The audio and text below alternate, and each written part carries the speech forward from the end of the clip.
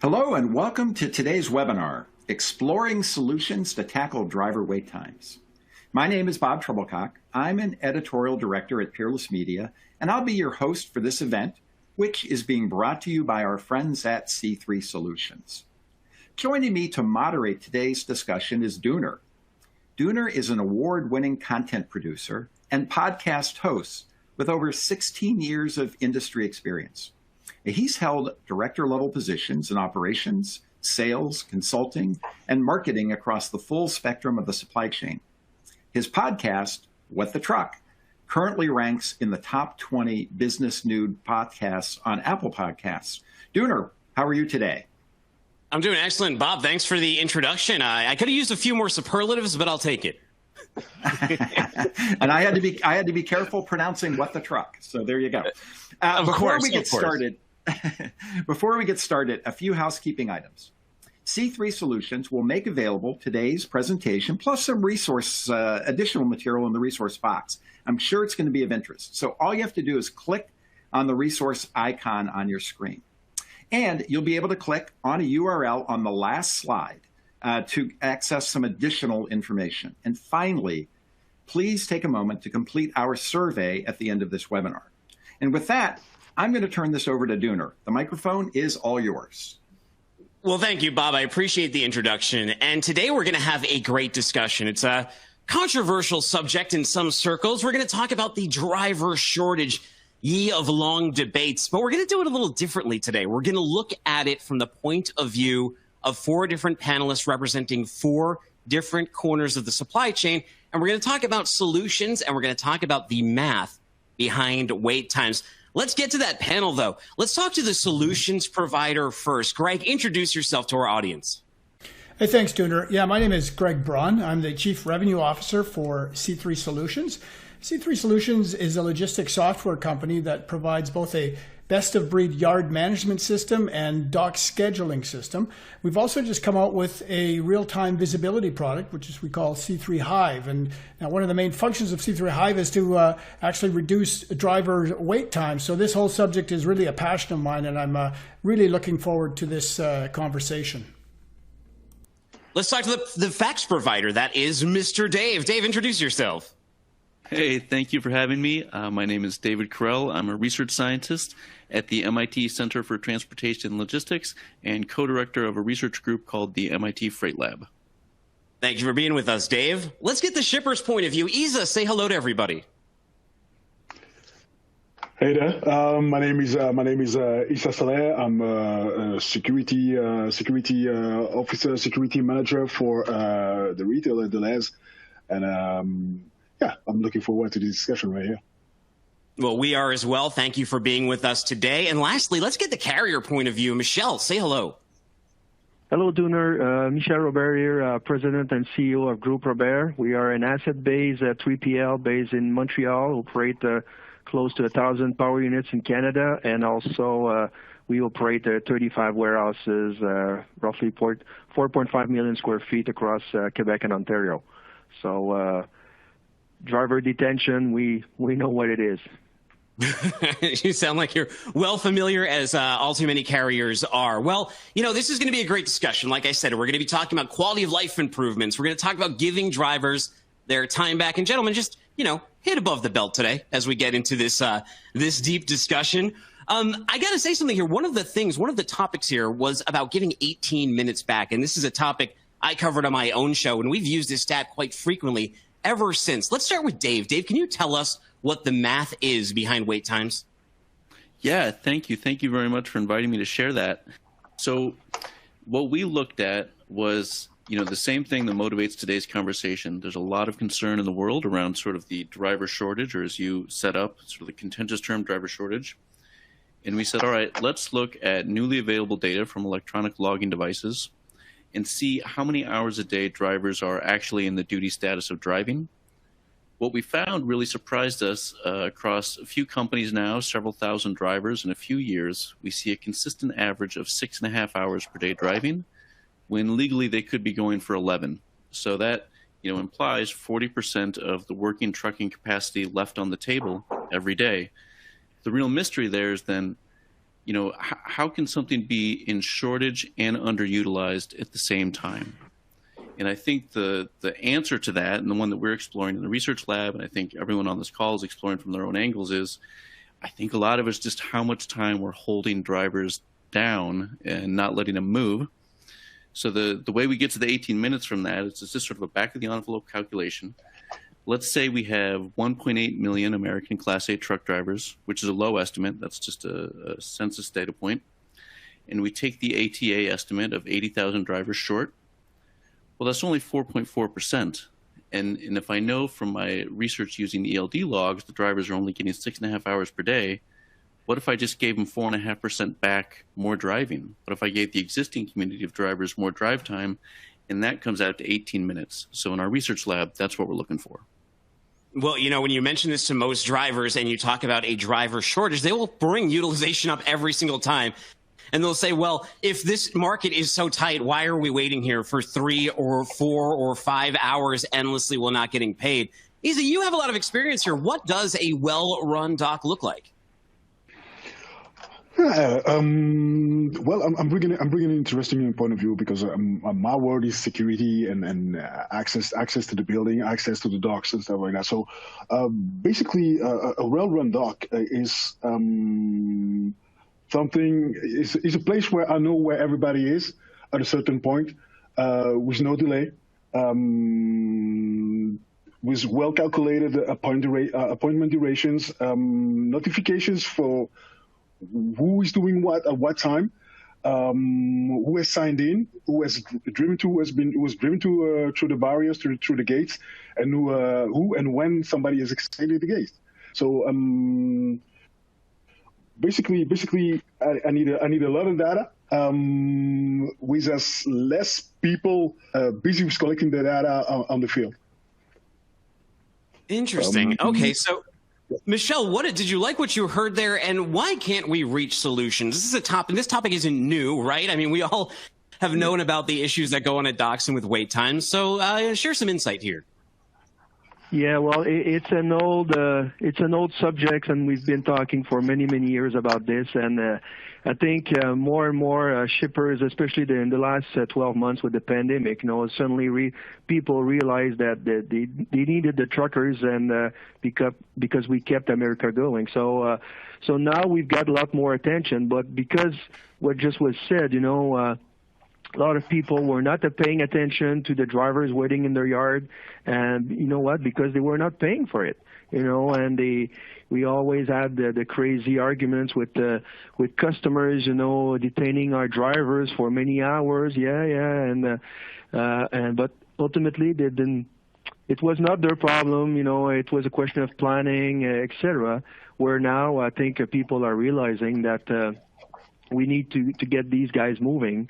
And it's crucial. It's crucial. If not, the drivers will leave the industry. It's simple as this, And so yeah, for many years, it was like a taboo subject, and it was not my problem. It's your problem. And now I think everybody is coming back and looking at their own operation and questioning everything they do, because we need those men and women. Huh. Okay, so what is the impact of this, though, especially during the pandemic where rates were soaring? How do excessive wait times impact your business? Let's start with you, Isa. Well, where do I start? Congestion. let's say, yeah, because some appointments are made, and people are expected. Drivers are expected to be there. Deliveries are expected to be made to the depots, from the depots to the shops. So those wait times, for starters, have an impact on resources that we have allocated to a certain type of work, and as well as of course an impact on the costs, an important impact on the cost. Product that do not reach our shops, products made unavailable for customers, and so on. So yeah, definitely, and works that not be able to work, so not be able to produce anything. So yeah, it has a big impact, more than people might think. From your lips to God's ears. I mean, I agree completely. Now, you're on the other side of this, Michel, right? So Tell us a little bit about how it impacts you on the carrier side when there's excessive delays on the shipper end. Well, it goes from productivity to cost and driver quitting the jobs. Pure. It's right now we're seeing the drivers, with the multitude of job offering, and they can go elsewhere. They can go and work on construction sites. They can do anything else, and they're happy when they're on the road, not sitting in the yard, not sitting at the dock. So we see. The impact of detention is crucial, and it's not only at the, at shipper or consignees. It's at the customs. It's at traffic. It's everything that gets into the life of a driver on a daily basis. And just come back to how do we treat those people? Would we like to be treated like this? If you go to a doctor's appointment and the doctor tells you wait in your car 4 hours outside, how are you going to feel? And this is exactly what our drivers are experiencing on a daily basis. So, that's why some of the drivers are quitting in purely the industry, because they're fed up of being treated like not humans. It's very bad. Now, Michel, a lot of what we hear from drivers, right, is they face this abuse, right, at so many different docks. But are the carriers holding the shippers accountable when your driver tells you this? They say, hey, they were incredibly rude to me. They made me wait 6 hours. It cost me money. It hurt my feelings, all of those kind of things. What happens then? Is there any recourse on your end? Oh, absolutely. And we've been very proactive. Yes, we've got all kinds of data to support. We can address this consignee with one shipper in particular, whatever. But when a driver comes back to you and say, "Hey, boss, you know what? I refuse to go to this destination anymore. This consignee is treating me like this. There is no cafeteria access, no places to park, no place to go at the bathroom, etc." It's the way that we need. First of all, we are addressing it, and the second time, the loads will stay in the yard. They won't move because the drivers are refusing to take the loads, and this is where we're at right now. And the first time you address this with the customer, says he, "Are you kidding me?" And the next time he says, "Wow, I better talk with this receiver because I'll be in problem." So now it's and on the other side we're seeing sometimes the reverse, where some customers are very proactive and they treat the drivers well. They've got the rooms for the drivers, to accommodate them, and they make sure that they turn around within 45, 60 minutes, 90 minutes from their appointment. So we are seeing the two opposites, and guess who are getting the trucks? That's true. That's true.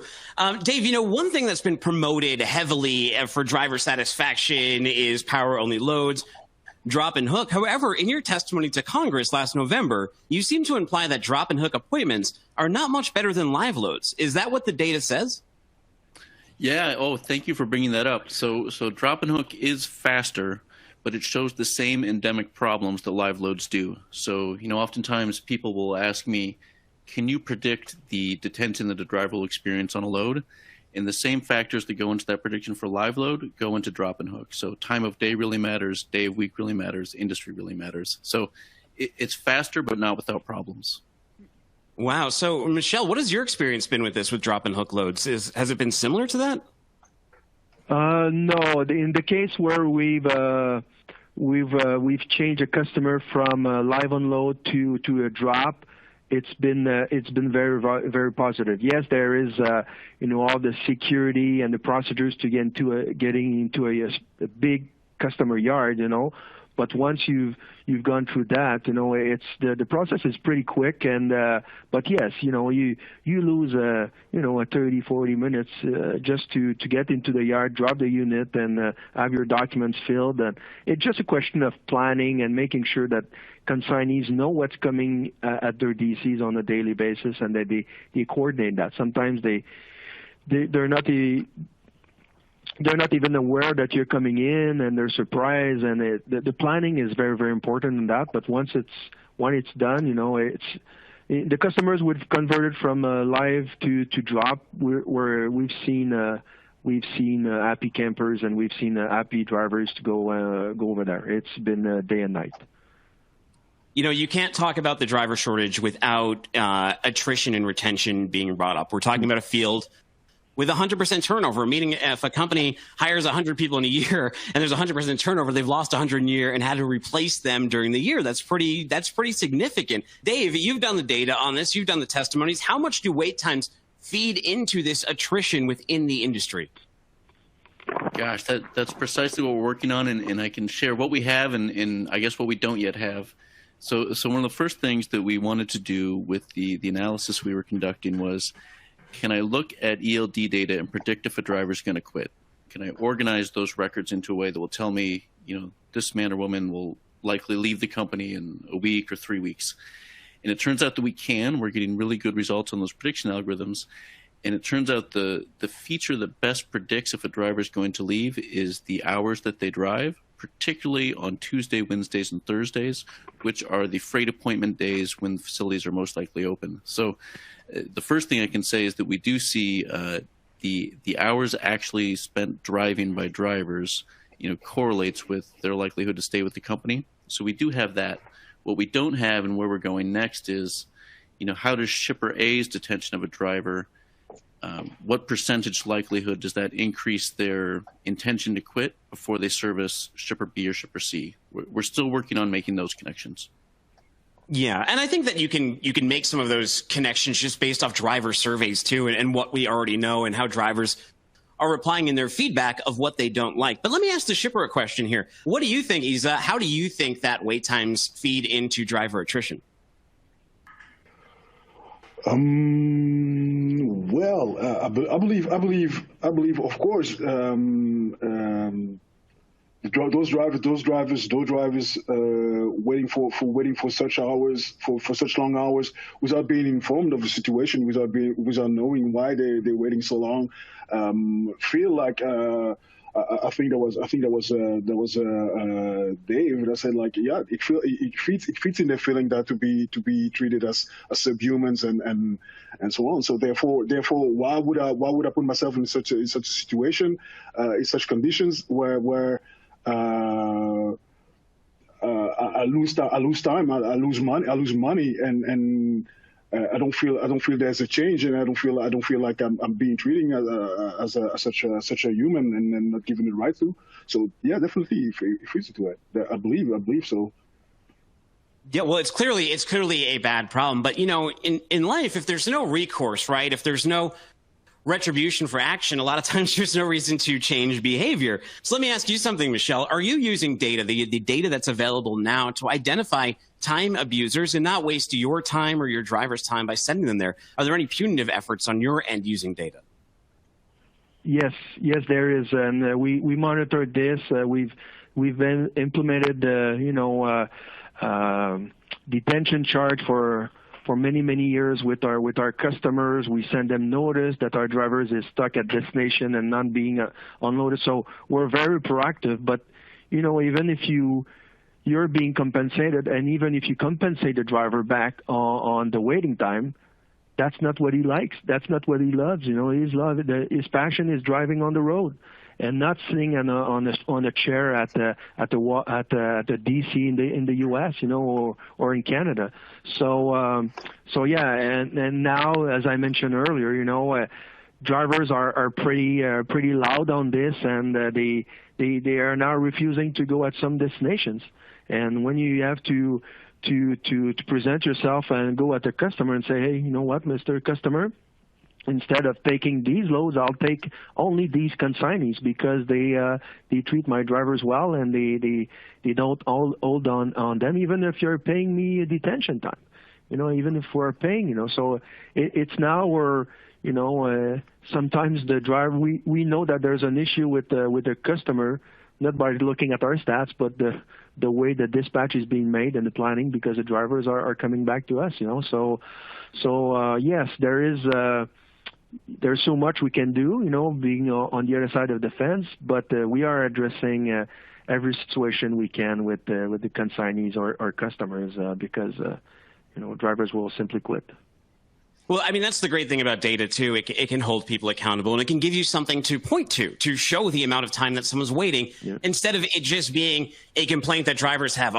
Drivers always say that they're waiting forever. Well, now you have some transparency and concrete data on that. Greg, you're a solutions provider. You've been listening to this panel speak. What's your takeaway been so far, and what kind of data is available so carriers can better prepare themselves from the shippers they're sending their drivers to?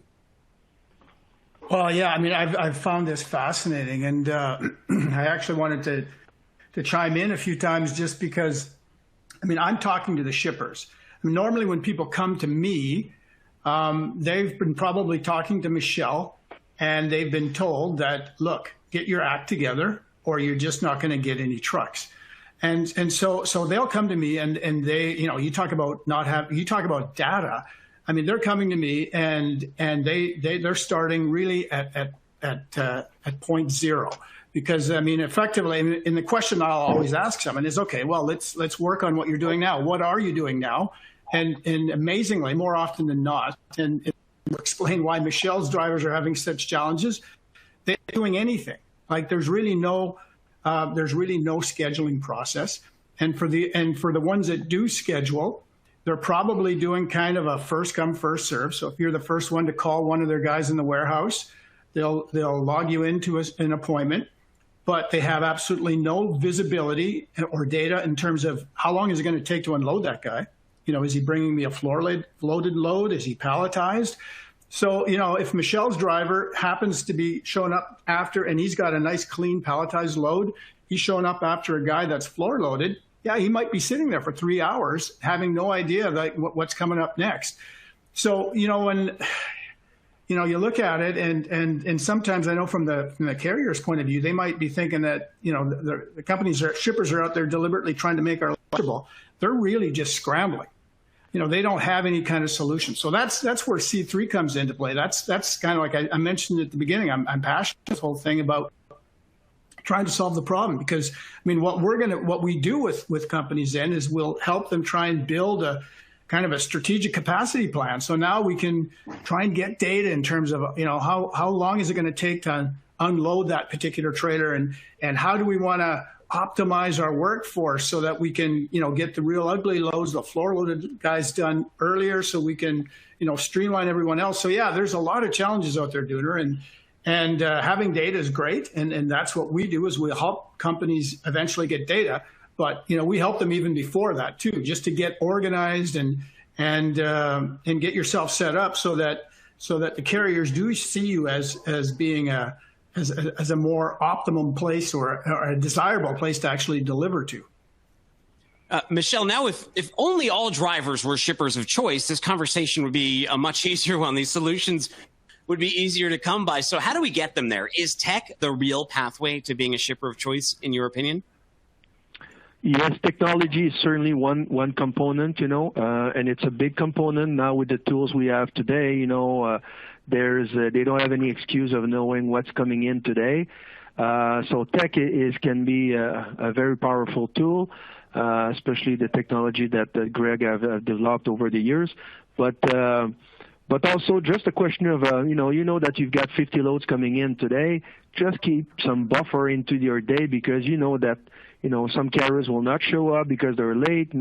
Anything can happen on a 1,000-mile run, either traffic, congestion, and customs, whatever, So driver might end up being 15, 20, 30 minutes late on an appointment, and then he's told that you have to wait 4 hours because you were late by 15, 20 minutes, So we need some flexibility, respect, those are words that are coming back a lot from when I have discussions with drivers, So yes, technology, but just the way we treat the people when they're coming in, it makes a big difference for the driver's standpoint. Yeah, that makes sense. And you have to do something with the tech and the data, right? If you just have tech and data and you look at it and just close your browser and don't do anything, I mean, what good is that, right? Yeah, that might be even worse. Exactly. You've identified the situation, now you're not doing anything about it. Dave, what you've been doing is identifying a lot of this stuff. How big of a role do you think tech is going to play for carriers as they move into the future and they think about how to manage their docks and get as much money out of it as they can? I think a really big role, and this conversation has been fascinating to hear it articulated from so many different perspectives. The analogy I always think of, well, now I'm going to be thinking about Michel's doctor's appointment analogy, so thank you very much for that. But one that I think about when I think about what we want to do next in the research lab scale is I happen to live very close to Boston Logan Airport, and you watch, how are all the airplanes coordinated and assigned to runways when they come in, and then the passengers are dispatched to make it through the airport to get out. It's quite a sophisticated set of data sharing agreements and scheduling algorithms. We don't operate with that same level of sophistication yet at our warehouses and our DCs, but I really think we should. It's not to say it's easy to do. Truck traffic is much higher in volume than plane traffic at airports, but I think we're moving that way, and these kind of data integrations will not only allow us to solve some problems, but also get at that respect piece that has been articulated so well here today. I think the most honest way we can really respect our drivers is to take their time very seriously and do everything we can to give it back to them so they can get back to their families or do whatever they're going to do. So I think the data integrations and scheduling are critical to achieving that. I'm glad that respect became a big theme here, because I talk to a lot of drivers. In fact, I have a few who work for me. And when you ask them what makes them the angriest, it is that lack of respect. And that is respecting their time, or respecting them as a person, respecting them at the dock. There's a lot that goes into it. Which brings me to the next question here. When we're talking about quality of life improvements, right? Giving drivers their time back. That's vitally important. We've identified that. Let's start with the shipper. Isa, how do we get there? How do we give these drivers some of their time back and make them want to visit you? Well, I guess we go to companies like Greg represent and ask based on what they offer, whether we can use the tech that's available to us to analyze the situation and make life easier, offer more flexibility, be reliable as a shipper, and have some foresight on whatever might occur. And once we have gathered all the information, then we're able to plan ahead. We're able to minimize delays. We offer flexibility, and really our decision based, like the example of Greg used, like between two drivers, two carriers arrive at the same time, but one is well organized. We are able to use that data to make decisions. And we're also able to use the data to communicate and be transparent with the drivers, and then let them know. Well, hey, this is your arrival time, and this is the waiting time. We're allowed to use all that to make it somewhat more agreeable for those drivers to be there, and for those carriers to come to us. So yeah, definitely. The tech is a solution for the future, and we're using the tech, and we're looking forward to whatever data is given by the tech that allows us to be the expression is a shipper of choice. Yeah. So definitely, we want those carriers to be working with us, not because they have to, but because they want to, because they like to. I like what you have to say there. Well, Michel, what do you think about all that? How can a company like Robert Transport give better quality of life to their drivers and give them their time back? Well, it's many things. First it goes with the way we treat them well here at our place. By respecting them, by giving them good and safe equipment, paying them well, and all the benefits that comes with it, and then after that, trying to maximize their time so that they don't lose. And we have a job as a carrier to do. It's not only the shippers or consignee that have a job to do. We need to plan the runs and the routes accordingly so that we maximize the time of the drivers on the road and not sitting on docks or waiting at appointments, So that, and what we ask for our shipper community it's just a question of flexibility. A lot of the bad things can happen in a day, and at least if the drivers or the shippers are flexible, and yes, there's bad things that can happen also in a warehouse, on a given day, but offer something to the driver. Say, hey, I'll squeeze you between two appointments. Go to the cafeteria. I'll pay you a coffee. Just treat them as a human being and respect them. And I think you'll make friends. Other than that, as an industry, we're going to lose the drivers, and they're going to do something else in life. So that will be sad. Yeah, no, amen. I hear what you're saying there. Well, Dave, aside from 18 minutes, then, what other quality of life improvements in giving drivers their time back have you identified in your research, or are you going to identify as you continue to research these problems? Sure. Gosh, we keep moving on that. I think kind of similar to the vein that's already been sort of unlocked here is the technological interface of the driver experience, gate in, gate out, is pretty antiquated in a lot of situations. Thinking about the guard shack, thinking about handing in your paperwork, how can we move towards doing that more quickly through contactless solutions, through technological solutions as part of it. But following that respect theme, I think it also a sophisticated, technologically enabled workplace sends a signal of respect to the person working there. And so the solutions that we talk about with scheduling that carry over into interfaces like contactless in and out, I think also send the signal to the drivers that, hey, look, you are carrying very valuable cargo, operating through high-tech interfaces and systems. It's a professional job. It's not an expendable one. So building into that idea of respect, I think that the higher tech interfaces, gate in, gate out, will contribute in that way too. Well, is anyone surprised the MIT guy is so articulate about this issue? I sure am not. Well, Greg, you're with C3 Solutions. This is what your company thinks about all the time, right? This is what you're passionate about. So tell us a little bit about how you're attacking this problem and how you'll attack it once this is over, because you've probably learned some things from this conversation as well. Definitely. Well, it's interesting. Dave mentioned the airport, talking about airports and trying to compare distribution centers to airports. We've actually taken a similar approach to that. I mentioned earlier how, helping shippers build that good schedule or that strategic plan is one thing, but, as Michel mentioned, stuff happens all the time and you can't predict what's going to happen in a warehouse. So we've taken the same concept that we all use when we show up at the airport and that we check into our flights in advance.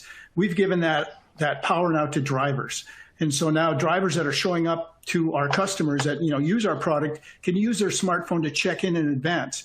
And I know EASA has seen some great results with that at their warehouse. And I had the privilege of being there a couple of weeks ago and just seeing the look on drivers' faces when they were seeing that, hey, rather than sitting here and waiting like we used to for maybe 45 minutes, an hour or more, we're driving through, like we're actually showing up early and getting processed earlier. So these are the kind of things that we just released a new product called C3 Hive. And that's this product where now drivers can actually check in advance. And if they did show up and our customer is capable of dealing with this, let's say they showed up several hours early, because as Michel said, when you're traveling 1,000 miles, you're not going to plan it so you arrive 5 minutes early. You might arrive half a day early, right? And so in most cases, if there's no way you could expect to be received before your appointment time. But with our new system, though, our customer, the shipper, knows that you're there. So if something else happens somewhere along the line, another guy gets delayed, I'm going to bring this guy in early. So now that driver has just gained a huge quality. I mean, he's going to be hopefully earning more. He's going to be able to get home to his family sooner. There's all kinds of benefits. So, I mean, I was so happy to have seen Dave Correll's research, because it was just for us, it's exactly what we've been doing for the last 20 years, is trying to improve the situation. And then we saw that there's actual people in academia that are studying it. It was really refreshing. So yeah, I mean, we're plugging away at this all the time. We're trying to make, obviously we're trying to help the productivity of our customers, but more importantly, we want to make sure that they are shippers of choice. We want to improve the lives of drivers, and we want to have drivers look at, okay, hey, I want to go and deliver to a C3 customer. There's never going to be a situation where the driver's going to be going back to Michel and saying, hey, I don't ever want to go there. They're using that crazy system. No, they want to go to they want to go to a customer that's using a C3 solution, and that's our mission, if you will. Well, gentlemen, should I open the floor to some questions? I think we have a few coming in, so and we have a little time to get to them. You want to jump into it? Sure.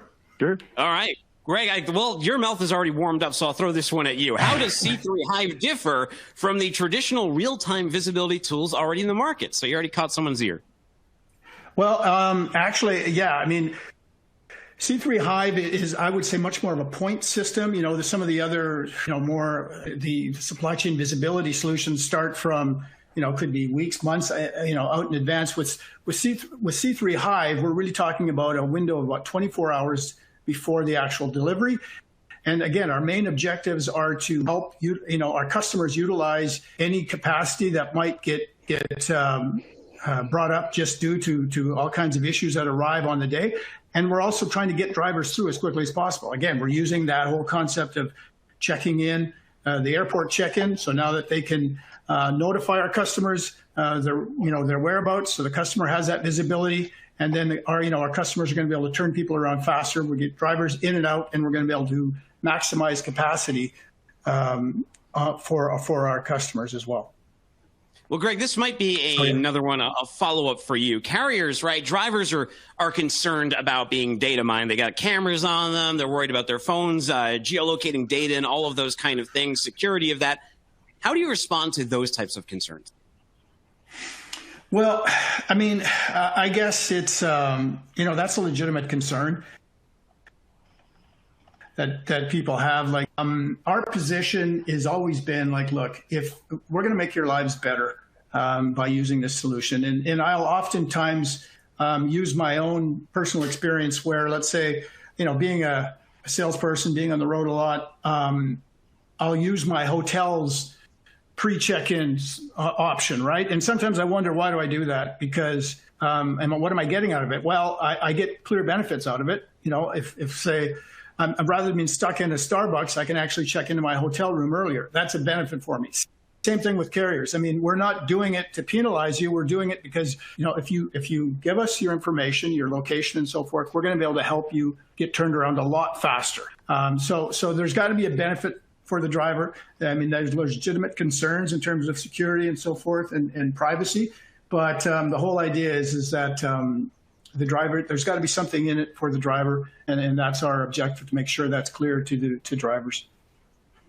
Yeah, and it's the reality of data. I mean, in order for things to work between shared networks, these networks being a driver and a dock, some data has to be shared there. And it's all a matter of how it's being utilized. This is actually a great question right here. This one says, Dave, you debunked the myth of the driver shortage. What are you going to debunk next? Well, I'm a fan of Mythbusters, but I can't claim to be one myself, but I appreciate the vote of confidence. I think, and kind of building off something Greg said, that I think a lot of people looked at the supply chain problems we're experiencing, driver shortage, long backlogs at American ports, and people looked at it and said, there must be one bad actor going up the years. And I really don't think that that's the case, and we're going to continue to investigate that. I think it's really more a bunch of interconnected actors acting with incomplete information and limited by the confines of the infrastructure that they're managing, which is, just a long way of saying I'd like to debunk the myth that this is a detective show and we're just going to find the bad guy and fix it. I think it's really much more like a reality weight loss show, if you will. We've got some systemic problems to the way we manage our supply chains and the people in it, and we got to get better about respecting driver time and integrating data across actors to find the solutions. So that's the myth I want to debunk, the idea that there's one bad actor. I think it's really more systemic than that. Yeah. Well, and you make a good point there. You could do all the research you want that eating 10 Big Macs a day is bad, but if you continue to eat 10 Big Macs a day, I mean, it's not really going to make a difference, right? You actually have to put some work in. Like that's the next step. It starts with you telling everyone, and then everyone else has to go out there and do it. So this is a good follow-up question. It's for Isa, and it says, I'm interested. Oh, actually, let's go with Michel first. Let's go with Michel. Are most shippers concerned about making things better? Are they willing to work with carriers to help solve their problems? So you have a shipper who's a pain in the ass. Do you approach them and tell them this, and have they been receptive to working things out with you? Yes, that's a great question. And we're seeing proactivity, and we're seeing a better response from the shippers post-pandemic than the pre-pandemic. You know, we can clearly see that some of them want to be like a shippers of choice, you know. So yes, and now they're listening, and they've got their restriction, some issues in their warehouse. So we can appreciate that, but at least they are more open to some suggestion. We'll bring them. And versus pre-pandemic, where it was a complete free-for-all. Now they're hearing, they're listening, and they are making changes. That's a fact. And you know, we're moving along, you know, with every day addressing situation with customers. How can we be better? How can we max out the time of minimize the time and in and out from a facility, you know. But the perception of customers is a lot more positive around the driver issues and driver detention, and yes, for sure. Other than security concerns, this kind of goes back to what I was just talking to Greg about. Isa, has there ever been any reaction by drivers? You're on the security side. Any reaction from drivers about using these check-ins or mobile phone self-check-in? Yeah, well, actually, they've been very positive about it. I mean, there's interaction. They just as soon as they arrive on site, they just check in. They don't have any interaction with the guard again at the gate. They don't have to explain. There's a language barrier that we have here that might be encountered in other countries, but we have a language barrier over here. We have international drivers that come here. The use of technology, the use of the app made it very easier for them, and made their life easier. They feel welcome. They don't have to. They look at the screen and they know well. The warehouse is aware of my presence over here, and I'm going to receive my signal soon. I can drive right through, and I'm out right through without much of interruption, without me having to step out 10 times out of my cabin to go and check whatever is happening. I know. So yeah, definitely for outside of the security point of view, we have encountered nothing but really positive signals from the use of the application and this technology that is linked to.